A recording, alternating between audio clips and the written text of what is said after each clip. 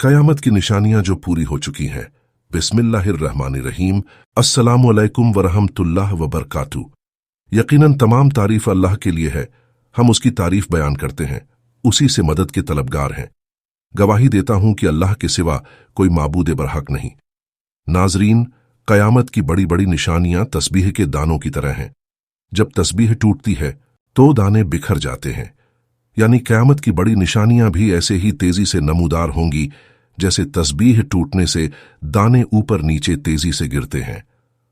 नाजरीन, इस साल के आगाज से पहले ही बहुत सारी निशानियां ऐसी पैदा हो चुकी हैं जिन्हें देखकर ऐसा लगता है कि कयामत बहुत जल्द आने वाली है। अब सवाल यह पैदा होता है कि आखिर कयामत कब आएगी। इसका इल्म सिर्फ अल्लाह को ही है, अल्लाह के अलावा कोई नहीं जानता।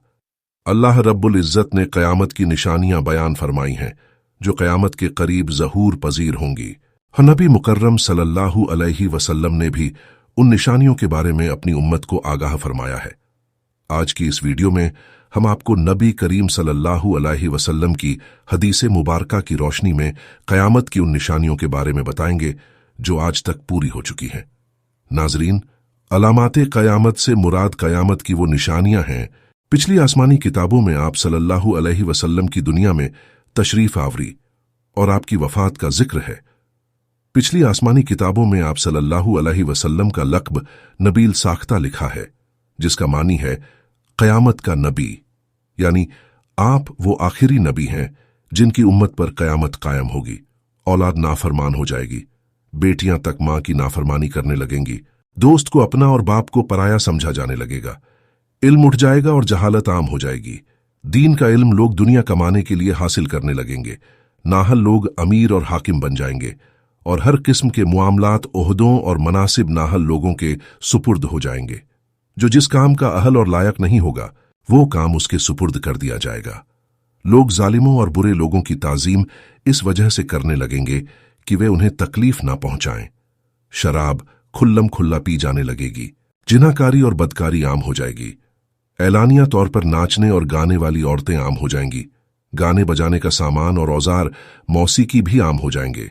लोग उम्मत के पहले बुजुर्गों को बुरा भला कहने लगेंगे। झूठ आम फैल जाएगा और झूठ बोलना कमाल समझा जाने लगेगा। अमीर और हाकिम मुल्क की दौलत को अपनी जाती मिल्कियत समझने लगेंगे। अमानत में खयानत शुरू हो जाएगी। अमानत के तौर पर रखवाई गई चीजों को लोग अपनी जाती दौलत समझने लगेंगे। नेक लोगों की बजाय रजील और गलत किरदार के लोग अपने अपने कबीले और इलाके के सरदार बन जाएंगे। शर्म और हया बिल्कुल खत्म हो जाएगी। जुल्म और सितम आम हो जाएगा। ईमान सिमटकर मदीना मुनव्वरा की तरफ चला जाएगा, जैसे सांप सिमटकर अपनी बिल में चला जाता है। ऐसे हालात पैदा हो जाएंगे कि दीन पर कायम रहने वाले की हालत अंगारे पकड़ने वाले की तरह होगी। ज़कात को लोग तावान समझने लगेंगे। माल गनीमत को अपना माल समझा जाने लगेगा। मां की नाफरमानी और बीवी की फरमाबरदारी शुरू हो जाएगी। औरतें ज्यादा और मर्द कम हो जाएंगे, यहां तक कि एक मर्द 50 औरतों का निगरान होगा। क़यामत से पहले हजूर इकरम सल्लल्लाहु अलैहि वसल्लम की उम्मत में से 30 बड़े बड़े कज़्ज़ाब और दज्जाल आएंगे। हर एक नबूवत का दावा करेगा, जबकि हुजूर सल्लल्लाहु अलैहि वसल्लम आखिरी नबी हैं। आपके बाद कोई नबी नहीं। इराक का मशहूर दरिया फुरात सोने का एक पहाड़ या सोने का एक खजाना जाहिर करेगा जिस पर लोग लड़ेंगे। चुनांचे इस लड़ाई में हर 100 में से 99 कत्ल हो जाएंगे। मुमकिन है सोने के पहाड़ या सोने के खजाने से मुराद इराक का तेल हो। वक्त आने पर जब ये अलामतें जाहिर हो जाएंगी तो सख्त किस्म का अजाब शुरू होगा। उसमें सूखे आंधियां आएंगी, आसमान से पत्थर बरसेंगे, कुछ लोग जमीन में ढंसा दिए जाएंगे और लोगों की शक्लें मस्क हो जाएंगी। फिर पेइदर पे कई निशानियां जाहिर होंगी, जैसे हार का धागा टूटने पर लगातार दाने गिरने लगते हैं। नाजरीन, इनमें से बहुत सी निशानियां ऐसी हैं जो पूरी होती ही नजर आ रही हैं। मुफ्ती उजमा ने इस हवाले से खतरे की घंटी बजा दी है और बताया है कि इनमें से बेशतर निशानियां पूरी हो चुकी हैं और क़यामत अब करीब आ रही है। उन पूरी हो जाने वाली निशानियों में कोरोना वायरस की वबा, टेक्नोलॉजी का उरूज और एलन मस्क का स्पेसएक्स मिशन के तहत इंसान को कामयाबी से खला में पहुंचाना और दीगर शामिल है। क़यामत की निशानियों में से एक है सही बुखारी और सही मुस्लिम की अहादीस का हवाला देते हुए उलेमा का कहना है कि क़यामत की निशानियों में से एक यह भी है कि क़यामत से कब्ल एक बहुत बड़ी वबा फैलेगी जो पूरी दुनिया को अपनी लपेट में ले लेगी। मुमकिन है कि कोरोना वायरस ही वह वबा हो सकती है। उलेमा किराम कर्ब क़यामत की एक निशानी यह भी बयान करते हैं कि क़यामत से पहले ऐसा जमाना आ जाएगा कि वक्त बहुत तेजी से गुजरेगा। चुनांचे उलेमा का कहना है कि यह निशानी भी पूरी हो चुकी है। इंटरनेट और सोशल मीडिया आने के बाद से दुनिया इस कदर बाहम मरबूत और मुंसलिक हो गई है कि किसी को वक्त का एहसास ही नहीं रहता और ऐसा लगता है कि वक्त पर लगाकर उड़ रहा है। इस निशानी के मुतालिक हदीस पर अपनी राय देते हुए आलिम दीन शेख इब्न बाज ने कहा है कि एक वक्त था कि खत डाक के जरिए भेजे जाते थे और दूसरे शख्स तक पहुंचने में हफ्ते और महीने लगते थे। इससे पहले मुआसलात के जराए साधन इससे भी सुस्त थे, लेकिन आज एक ही वक्त में पैगामात दुनिया के एक कोने से दूसरे कोने तक पहुंच रहे हैं। चुनांचे इस हदीस की रोशनी में देखा जाए तो यह निशानी भी पूरी हो चुकी है कि आज टेक्नोलॉजी के इस दौर में वक्त एक तरह से अपनी अहमियत ही खो चुका है। सही बुखारी की एक हदीस के मुताबिक कर्ब क़यामत की एक निशानी यह भी है कि इक्तिदार शासन गलत लोगों के हाथों में दिया जाएगा। उलेमा किराम इस निशानी के मुतालिक भी कहते हैं कि आज दुनिया भर के ममालिक के हुक्मरानों की तरफ देखें तो साफ पता चलता है कि यह निशानी भी पूरी हो चुकी है। सही बुखारी में ही एक और निशानी भी बताई गई है कि क़यामत से कब्ल लोग बुलंद तरीन इमारतें बनाने में एक दूसरे पर सबकत प्रतिस्पर्धा ले जाने की कोशिश करेंगे। आज हम देखते हैं कि वही दौर शुरू हो चुका है। दुनिया भर में बुलंद इमारतें खड़ी हो चुकी हैं और जिस मुल्क में सबसे बुलंद इमारत मौजूद हो वहां के हुक्मरान और शहरी उसे फख्र का सबब समझते हैं। इन जैसी दीगर अन्य कई निशानियों के मुतालिक भी उलेमा का कहना है कि वह पूरी हो चुकी है और अब इमाम महदी का ज़हूर आना और क़यामत करीब आ चुके हैं। नाजरीन, दूसरी तरफ अगर क़यामत की बड़ी निशानियों के मुतालिक बात करें तो हजरत हुज़ैफा बिन असीद गिफारी रजी हयास कहते हैं कि नबी करीम सल्लल्लाहु अलैहि वसल्लम हमारी तरफ मुतवज्जह ध्यान से हुए। हम उस वक्त मुज़ाकरा कर रहे थे। आपने पूछा कि तुम किस चीज का जिक्र कर रहे हो। सहाबा ने कहा कि हम क़यामत का जिक्र कर रहे हैं। आपने फरमाया कि क़यामत उस वक्त तक कायम स्थापित नहीं होगी जब तक तुम 10 अलामतें निशानियां न देख लो। फिर आपने दुखान, धुआं, दज्जाल, दाब्बतुल अर्ज, सूरज का मगरिब, पश्चिम से तुलुआ, उदय होना, ईसा बिन मरियम अलैहिमा सलाम का नुज़ुल आना, याजूज माजूज, 3 बार जमीन का ढंसना, मशरिक, पूर्व, मगरिब, पश्चिम और जजीरतुल अरब में ढंसना और आखिरी अलामत एक आग जो यमन से निकलेगी और लोगों को महशर की तरफ ले जाएगी जैसी अलामतें बताईं। नबी करीम सल्लल्लाहु अलैहि वसल्लम ने क़यामत की जो बड़ी निशानियां अपनी उम्मत को बताईं, उनमें से सबसे पहली निशानी दुखान है जो एक बड़ा धुआं होगा। यह धुआं जाहिर होकर मशरिक से मगरिब तक तमाम जमीन पर छा जाएगा और मुसलसल 40 रोज तक छाया रहेगा। इस वजह से तमाम लोग सख्त परेशान हो जाएंगे। मुसलमान सिर्फ दिमाग और हवास इंद्रियों की कदूरत, मलिनता और जुकाम में मुबत्तला होंगे, मगर मुनाफिकीन और काफिर बेहोश हो जाएंगे और उनके होश और हवास इस तरह से खो जाएंगे कि बाज कुछ को कई दिन तक होश नहीं आएगा। याद रहे कि उस धुएं का नाम दुखान है, जैसा कि उस धुएं का जिक्र कुरान पाक की सूरह दुखान की आयत नंबर 10 में मौजूद है। हजरत हुज़ैफा रजी के और उनके ताबेइन के कौल के मुताबिक इस आयत में उस धुएं की तरफ इशारा किया गया है। इस आयत में अल्लाह ताला का अरशाद है, सो आप उस दिन का इंतजार कीजिए जब आसमान एक वाज स्पष्ट धुआं लाएगा जो लोगों को ढांप लेगा। यह है दर्दनाक अजाब। उस दिन वो कहेंगे कि ऐ हमारे रब, हमसे इस अजाब को दूर कर दे, बेशक हम ईमान लाने वाले हैं। अब उनके नसीहत कबूल करने का वक्त कहाँ है, हालांकि उनके पास वाज, नसीहत करने वाले और हिदायत देने वाले रसूल आ चुके थे।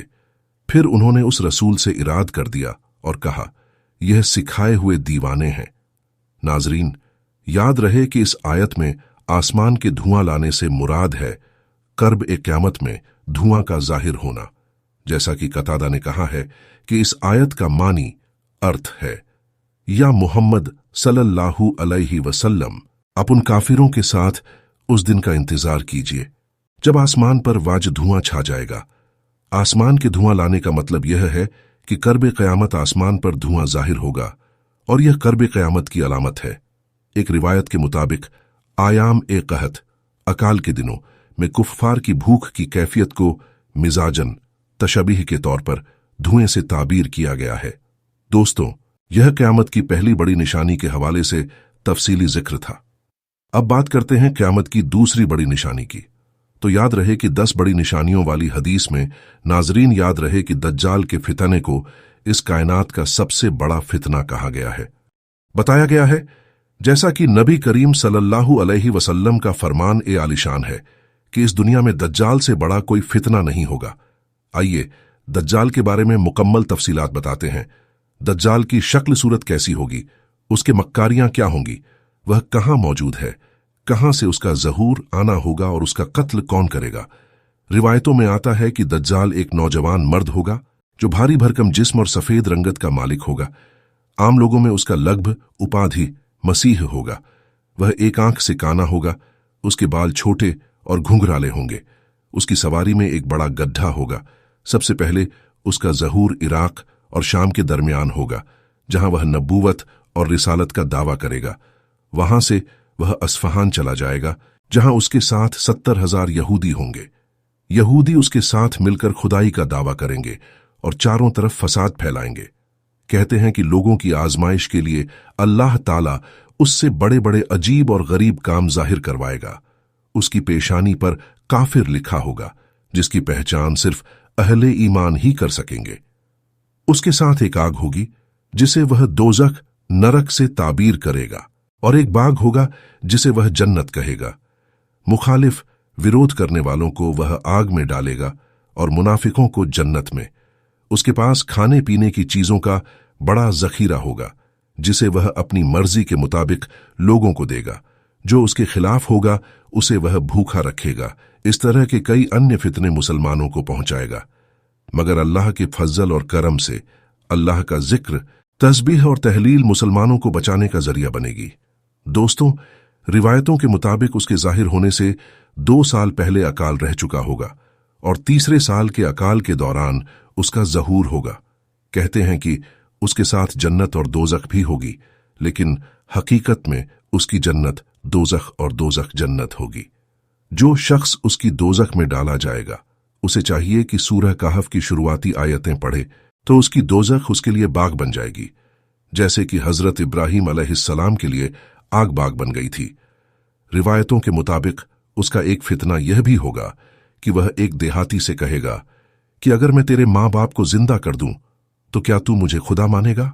वह कहेगा हां, तो 2 शैतान उसके माँ बाप की सूरत बनाकर आएंगे और उससे कहेंगे कि बेटा, इसकी इताअत आज्ञा पालन करो, यह तुम्हारा रब ईश्वर है। और फरमाया, एक और फितना दज्जाल का यह होगा कि वह एक शख्स को मारकर उसके 2 टुकड़े कर देगा और कहेगा कि देखो, मैं इसे अब जिंदा कर देता हूं। फिर वह उसे जिंदा कर देगा। उसके बाद वह उस शख्स से पूछेगा कि तेरा रब कौन है। ताकि तो वह शख्स कहेगा, मेरा रब अल्लाह है और तू खुदा का दुश्मन दज्जाल है। फिर वह कहेगा कि अब मुझे तेरे दज्जाल होने का पूरा यकीन हो गया है।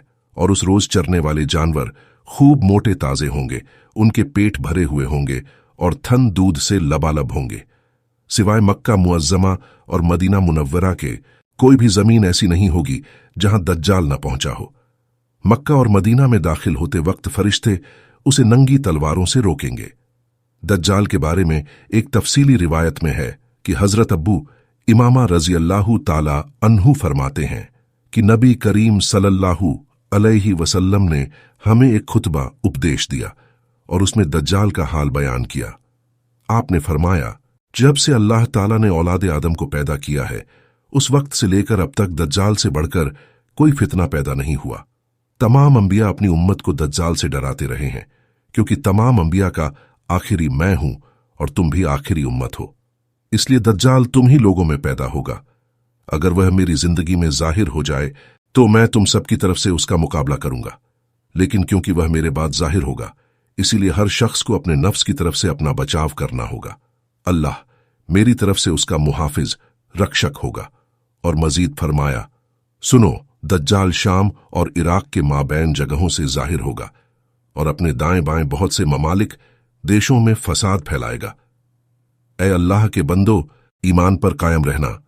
मैं तुम्हें उसकी वह हालत सुनाता हूं जो मुझसे पहले किसी ने बयान नहीं की। सबसे पहले वह नबूवत का दावा करेगा, फिर कहेगा कि मैं खुदा हूं। नौसिबिल्लाह, तुम मरने से पहले खुदा को नहीं देख सकते, फिर दज्जाल कैसे खुदा हो सकता है? वह काना होगा, जबकि तुम्हारा रब काना नहीं है।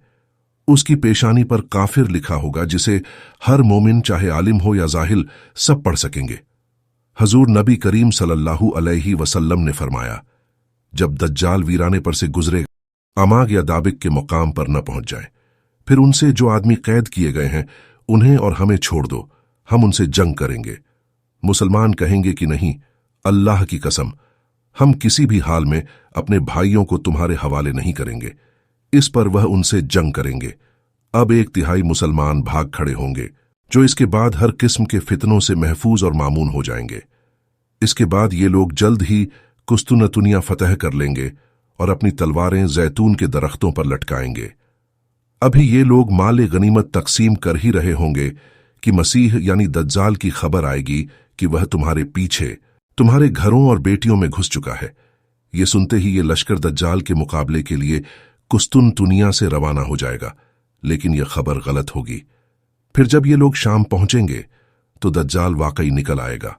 वहां मुसलमान जंग की तैयारी और सफों को दुरुस्त करने में मशगूल होंगे। तभी नमाज फजर की इकामत हो जाएगी।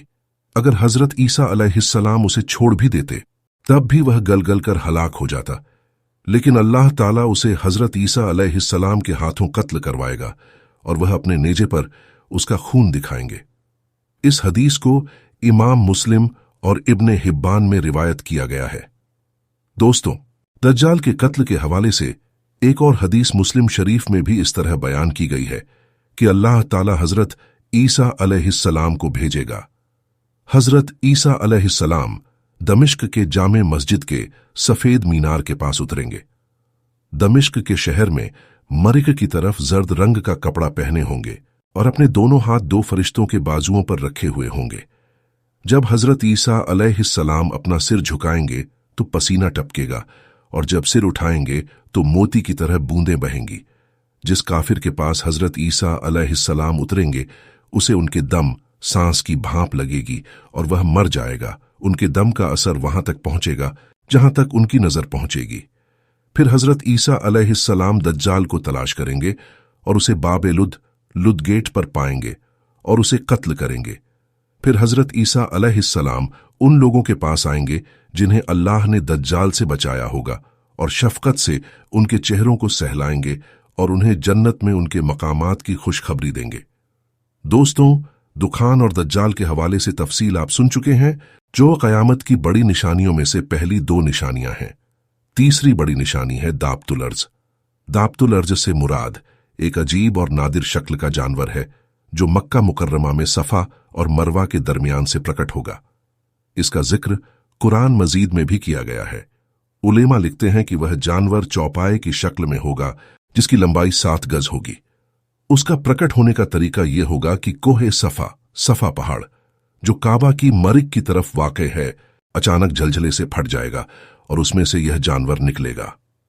उसके हाथ में हजरत मूसा अलैहिस्सलाम का असा लाठी होगा और दूसरे हाथ में हजरत सुलेमान अलैहिस्सलाम की अंगूठी होगी। वह तमाम शहरों और इलाकों में इतनी तेजी से दौड़ेगा कि कोई भी इंसान उसका पीछा न कर सकेगा। जहां जहां वह जाएगा वह हर शख्स पर निशान लगाता जाएगा। जो मोमिन होगा उसे हजरत मूसा अलैहिस्सलाम के असा से छुएगा और उसकी पेशानी पर मोमिन लिखेगा, और जो काफिर होगा उस पर हजरत सुलेमान अलैहिस्सलाम की अंगूठी से स्याह मोहर लगाएगा और उसकी पेशानी पर काफिर लिखा जाएगा। दोस्तों, तफसीर इब्ने कसीर के मुताबिक यह जानवर उस वक्त प्रकट होगा जब लोग बिल्कुल बिगड़ जाएंगे और दीन हक को छोड़ बैठेंगे। जब लोग दीन हक को बदल देंगे उस वक्त यह जानवर प्रकट होगा। कुछ कहते हैं कि यह जानवर मक्का से निकलेगा और कुछ कहते हैं कि किसी और जगह से। इसकी तफसील आगे आने वाली है। कुछ उलेमा कहते हैं कि वह जानवर बोलेगा, बातें करेगा और कहेगा कि लोग अल्लाह की आयतों पर यकीन नहीं करते थे। इब्ने जरीर इसी को मुख्तार कहते हैं हालांकि इस कौल में नजर है, अल्लाह ही बेहतर जानता है। इब्ने अब्बास का कौल है कि वह उन्हें जख्मी करेगा। एक और रिवायत में है कि वह यह और वह दोनों करेगा। यह कौल बहुत अच्छा है और दोनों बातों में कोई तजाद विरोधाभास नहीं है। अल्लाह ही बेहतर जानता है। दोस्तों, वह अहादीस जो दाबतुल अरज के बारे में मुरवी रिवायत है, उनमें से कुछ हम यहां पर बयान करते हैं। अब्बू दाऊद में है कि दाबतुल अरज 3 बार निकलेगा। वह दूर दराज के जंगल से प्रकट होगा और उसका जिक्र मक्का तक नहीं पहुंचेगा। फिर एक लंबे जमाने के बाद दोबारा प्रकट होगा और लोगों की जबानों पर उसका किस्सा छा जाएगा, यहां तक कि मक्का में भी उसकी शोहरत पहुंच जाएगी। जब लोग अल्लाह की सबसे ज्यादा हुकूमत वाली मस्जिद ए हराम में होंगे, उसी वक्त अचानक दाबतुल अर्ज उन्हें वहीं दिखाई देगा। यहां तक कि एक शख्स उसे देखकर नमाज के लिए खड़ा हो जाएगा तो वह कहेगा कि अब नमाज के लिए खड़ा हुआ है। फिर वह उसकी पेशानी पर निशान करेगा और चला जाएगा। उसके निशानात के बाद काफिर और मोमिन का साफ तौर पर इम्तियाज हो जाएगा, यहां तक कि मोमिन काफिर से कहेगा, ऐ काफिर, मेरा हक अदा कर, और काफिर मोमिन से कहेगा, ऐ मोमिन, मेरा हक अदा कर। यह रिवायत हजरत हुजैफा बिन अल यमान से मौकूफा भी मुरवी है। एक दूसरी रिवायत में है कि यह हजरत ईसा अलैहिस्सलाम के जमाने में हो। दाऊद ज़ियालसी में है कि दाबतुल अर्ज के साथ हजरत ईसा अलैहिस्सलाम की लकड़ी और हजरत सुलेमान अलैहिस्सलाम की अंगूठी होगी। काफिरों की नाक पर लकड़ी से मोहर लगाई जाएगी और मोमिनों के चेहरे अंगूठी से रोशन कर दिए जाएंगे। यहां तक कि एक दस्तरख्वान पर बैठे हुए मोमिन और काफिर अलग अलग पहचान में आ जाएंगे। एक और हदीस जो मसनद अहमद में मुरवी है बताती है कि काफिरों की नाक पर अंगूठी से मोहर लगाई जाएगी और मोमिनों के चेहरे लकड़ी से चमकाए जाएंगे। हजरत बरीदा कहते हैं कि एक बार मैं हज के लिए निकला तो मुझे एक लकड़ी दिखाई गई जो उस लकड़ी के बराबर थी जिसे मैंने पहले देखा था। हजरत इब्ने अब्बास फरमाते हैं कि दाबतुल अरज के 4 पैर होंगे और वह सफा और मरवा के दरमियान से प्रकट होगा। वह बहुत तेजी से चलेगा, जैसे कोई तेज दौड़ता घोड़ा हो, लेकिन 3 दिन में उसका सिर्फ 1/3 हिस्सा ही बाहर निकलेगा। दोस्तों, इस हवाले से हजरत अब्बू हुरैरा रजी अल्लाहु ताला अन्हु का कौल है कि उसके जिस्म पर सभी रंग होंगे और उसके 2 कानों के बीच सवार के लिए एक रास्ता होगा। इब्ने अब्बास कहते हैं कि यह जानवर मोर, नेजे और भाले की तरह का होगा। हजरत अली अलैहिस्सलाम फरमाते हैं कि उसके बाल होंगे, खुर होंगे, दुम होगी और दाढ़ी होगी। 3 दिन में बमुश्किल उसका 1/3 हिस्सा बाहर आएगा, जबकि वह तेज गति से चलेगा। इस तरह अब्बू जुबैर का कौल है कि उसका सिर बैल के सिर की तरह होगा। उसकी आंखें सूअर की आंखों जैसी होंगी, कान हाथी के कानों जैसे होंगे। उसकी गर्दन शुत्रमुर्ग की तरह होगी, सीना शेर जैसा, रंग चीते जैसा, कमर बिल्ली जैसी और पूंछ मेंढक जैसी होगी। उसके पांव ऊंट जैसे होंगे और हर 2 जोड़ के दरमियान 12 गज का फासला होगा।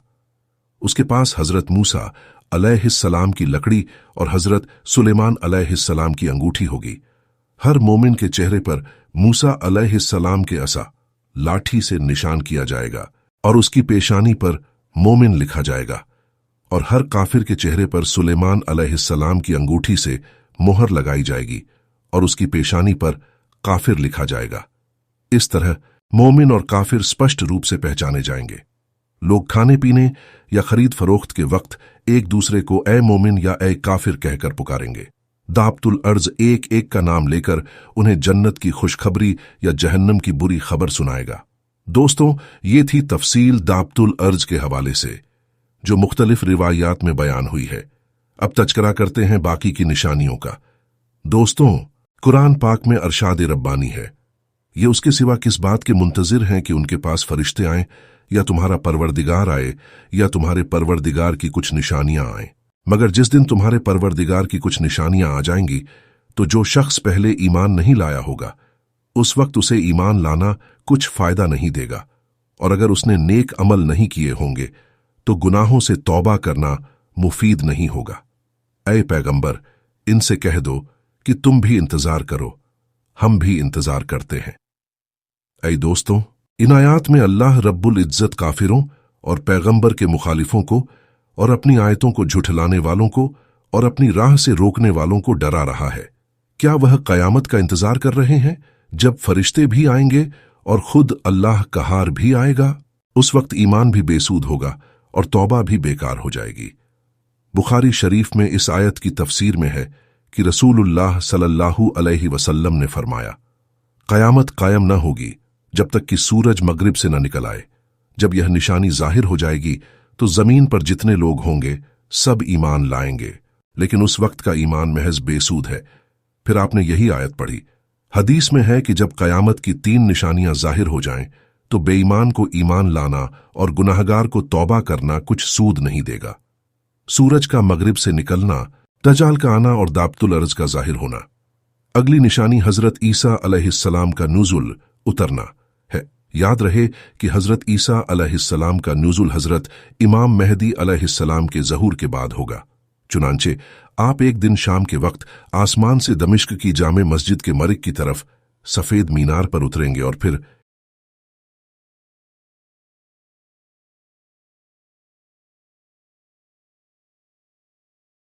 फिर दज्जाल को तलाश करके बाबे लुद पर कत्ल करेंगे। लुद शाम में एक गांव का नाम है और बाद के हजरात ने इसे फिलिस्तीन के एक गांव का नाम बताया है। इसके बाद आपका निकाह होगा और आप 40 साल तक दुनिया में रहेंगे और आपकी तदफीन दफन हजरत मोहम्मद सल्लल्लाहु अलैहि वसल्लम के साथ होगी। रिवायतों से मालूम होता है कि दज्जाल को हजरत ईसा अलैहिस्सलाम कत्ल करेंगे, जैसा कि दज्जाल के जिक्र में उसकी तफसील आपके सामने बयान की गई है। इस लिहाज से यह कहा जा सकता है कि दज्जाल और हजरत ईसा अलैहिस्सलाम का न्यूजुल एक के बाद दीगर, एक के बाद दूसरा होगा। यानी पहले दज्जाल का ज़हूर होगा और जैसे जैसे दज्जाल का जमाना आएगा उसी वक्त हजरत ईसा अलैहिस्सलाम का नुज़ुल हो जाएगा, जो अल्लाह के हुक्म से दज्जाल का खात्मा करेंगे। अगली निशानी याजूज माजूज का निकलना है, जो कि मशहूर हदीस के मुताबिक कयामत की छठी बड़ी निशानी है। याजूज माजूज दरअसल 2 कबीलों के नाम हैं जो याफिस इब्ने नूह की औलाद में से हैं। ये दोनों कबीले बेहद वहशी और ताकतवर थे और इनका खास काम लूटपाट और जमीन पर फसाद फैलाना था।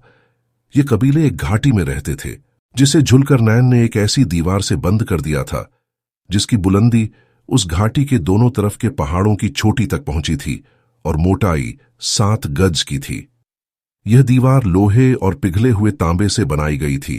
जब कयामत का वक्त करीब होगा और याजूज माजूज की दीवार टूट जाएगी, तब वे दोनों कबीले पूरी दुनिया में फसाद और तबाही फैलाने के लिए निकल आएंगे। वे इतनी तेजी से दुनिया पर हावी होंगे कि हर जगह लूटमार और खून खराबा करेंगे। हदीसों में आता है कि याजूज माजूज इतने ज्यादा होंगे कि वे किसी भी रास्ते से गुजरेंगे तो हर चीज को खत्म कर देंगे, चाहे वो पेड़ पौधे हों या पानी की नदियां। कुरान मजीद में याजूज माजूज का जिक्र है। अल्लाह ताला ने फरमाया है कि जब याजूज माजूज को दीवार के पीछे से आजाद किया जाएगा तो वे पहाड़ों से तेजी से उतरेंगे और हर चीज को अपने रास्ते से हटा देंगे। वे इतनी बड़ी तादाद में होंगे कि जमीन पर हर चीज को निगल जाएंगे और दुनिया में फसाद और तबाही का दौर शुरू कर देंगे। उनकी बर्बादी इतनी ज्यादा होगी कि लोग उनके खिलाफ कुछ नहीं कर पाएंगे। इस फसाद के दौरान हजरत ईसा अलैहिस्सलाम और उनके साथ मौजूद मोमिन लोग पहाड़ों पर पनाह लेंगे। वे अल्लाह से याजूज माजूज के खिलाफ मदद की दुआ करेंगे, क्योंकि उनकी ताकत के सामने इंसानों का कोई बस नहीं चलेगा। अल्लाह ताला उनकी दुआ कबूल करेगा और याजूज माजूज पर एक अजीब बीमारी भेजेगा जिससे उनके शरीरों में कीड़े लग जाएंगे और वे सब के सब एक ही रात में मारे जाएंगे। हजरत ईसा अलैहिस्सलाम और उनके साथी पहाड़ों से नीचे उतरेंगे और देखेंगे कि याजूज माजूज के शव धरती पर बिछे हुए हैं। फिर अल्लाह ताला बड़े पक्षियों को भेजेगा जो उनके शवों को उठाकर समुद्र में फेंक देंगे। इसके बाद धरती को साफ किया जाएगा और दुनिया में अमन व अमान कायम हो जाएगा।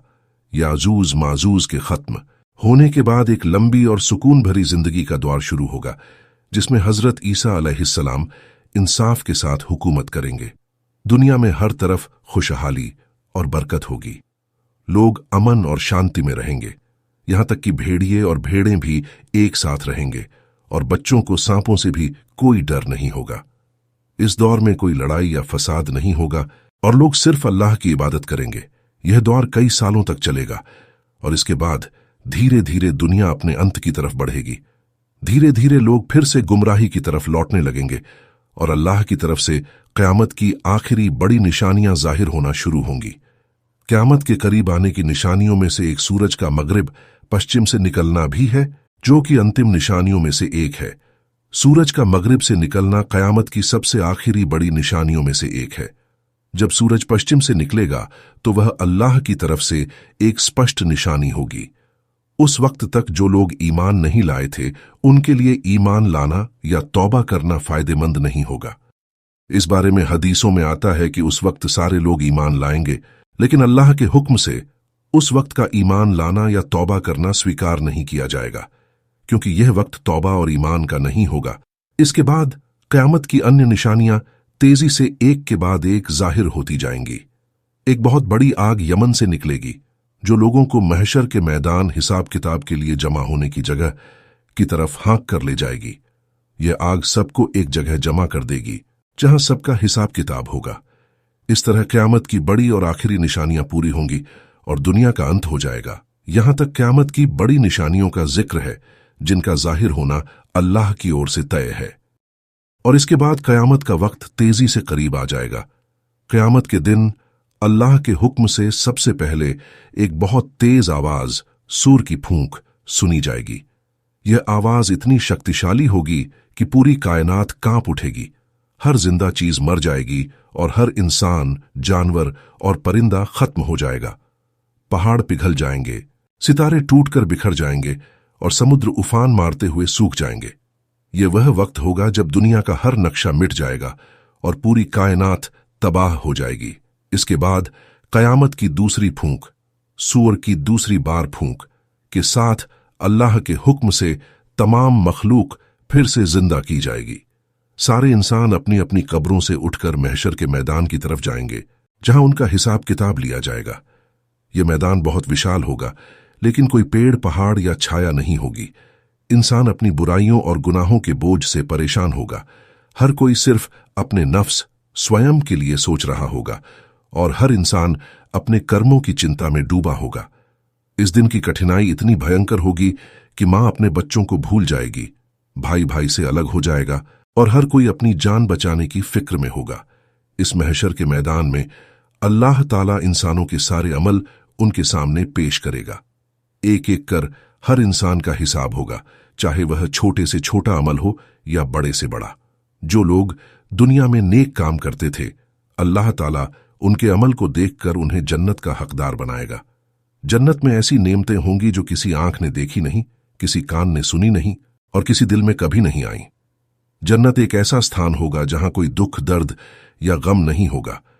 हर इंसान वहां हमेशा के लिए खुश रहेगा और अल्लाह की रहमत में मग्न रहेगा। जन्नत की तरफ जाने वालों में सबसे पहले नबी करीम सल्लल्लाहु अलैहि वसल्लम होंगे और उनके पीछे उनकी उम्मत। वहां पर हर मोमिन को उसके अच्छे अमाल के मुताबिक जन्नत में अलग अलग दर्जे दिए जाएंगे। कुछ को ऐसे ऊंचे मकाम मिलेंगे जहां सिर्फ वह होंगे और अल्लाह की रहमत बरस रही होगी। वहां बहने वाले दूध और शहद की नदियां होंगी, सुगंधित हवा होगी और मोती और हीरों से सजी हुई महल होंगे। दूसरी ओर जिन्होंने इस दुनिया में बुरे काम किए और अल्लाह के हुक्म की नाफरमानी की, उनका ठिकाना जहन्नम होगा। जहन्नम एक भयानक और दर्दनाक स्थान होगा जहां हमेशा की आग होगी। वहां पर पीने के लिए खौलता हुआ पानी होगा और खाने के लिए कांटों वाला पेड़। जो लोग झूठ बोलते थे, चोरी करते थे, दूसरों का हक मारते थे और अल्लाह की रहमत से दूर हो गए थे, उन्हें जहन्नम की आग में डाल दिया जाएगा। वहां का दर्द इतना भयानक होगा कि लोग चीखेंगे, चिल्लाएंगे, लेकिन वहां से बाहर निकलने का कोई रास्ता नहीं होगा। जहन्नम की सजा बहुत सख्त होगी, लेकिन फिर भी कुछ लोग अपने गुनाहों की सजा काटने के बाद अल्लाह की रहमत से जन्नत में दाखिल हो जाएंगे। लेकिन जो लोग अल्लाह का खुला इनकार करते थे, उन पर हमेशा की सजा रहेगी। वे हमेशा के लिए जहन्नम में रहेंगे और उनके लिए कोई राहत नहीं होगी। कयामत का दिन, जैसा कि हदीसों में बताया गया है, बहुत लंबा और कठिन होगा, लेकिन उन लोगों के लिए जो अल्लाह पर ईमान लाए थे, जिनका अमल नेक था और जिन्होंने अपनी जिंदगी को अल्लाह की रजा के मुताबिक बिताया, उनके लिए यह दिन राहत का होगा। वे अल्लाह के हुक्म से जन्नत के हकदार होंगे और हमेशा के लिए वहां रहेंगे। इसलिए हमें इस दुनिया में अपने अमाल को सुधारने की जरूरत है। ये दुनिया फानी है और आखिरत की जिंदगी हमेशा की है। हमें चाहिए कि हम अपनी जिंदगी में तौबा करें, अल्लाह के रास्ते पर चलें और हर गुनाह से बचें। अल्लाह की किताब कुरान मजीद और नबी करीम सल्लल्लाहु अलैहि वसल्लम की हदीसों के बताए हुए रास्तों पर चलकर हम अपनी आखिरत को सुधार सकते हैं। कयामत का दिन हर किसी के लिए यादगार दिन होगा, जब हर एक इंसान को उसके कर्मों का फल मिलेगा। इसलिए हमें चाहिए कि हम अल्लाह की इबादत करें, नेक काम करें और अपने गुनाहों से तौबा करें, ताकि हम उस दिन अल्लाह की रहमत के काबिल हो सकें। अल्लाह हम सबको अपनी रहमत और माफी से नवाजे और जन्नत में जगह दे। और इसी के साथ यह कहानी खत्म होती है कि दुनिया का हर इंसान उस दिन के इंतजार में है जो कयामत का दिन होगा, और यह दिन इंसान की सबसे बड़ी आजमाइश का दिन होगा।